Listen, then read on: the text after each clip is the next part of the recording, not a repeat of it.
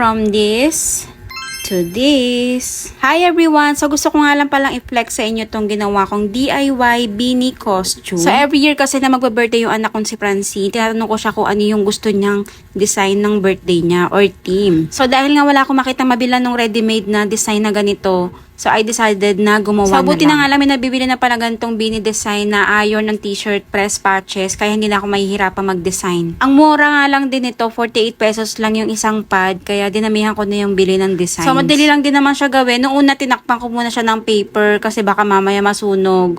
So, ayan, okay naman, dumikit naman siya. And then yung the rest, hindi ko na nilagyan ng papel kasi pwede naman pala siyang planchahin ng direct na. Ito nga palang palda na ginamit ko sa kanya is binili ko lang sa UK for 70 pesos at ni-repair ko lang para magkasya yung size sa kanya. And then ito naman chaleco is galing lang dun sa luma niyang dress, kapartner nung dress niya yan. So, ayan, yan na lang yung ginamit ko din. Sobrang excited niya nga nung habang pinapanood niya ako habang ginagawa ko to kasi ngayon lang siya nakakita ng ganito. Sabi ko matagal ko na tong alam gawin dahil ginagawa ko na rin to dati, yung mga patches na pinaplansya lang tapos meron ng kaagad yung design yung damit mo. So, ito na nga yung kinalabasan ng aming mga ginawang designs and siya rin yung namili ng mga design na ididikit ko dyan. At para nga makompleto yung look ng kanyang beanie outfit, ayan, binilang ko na rin siya ng fisherman's hat na ganun itong design.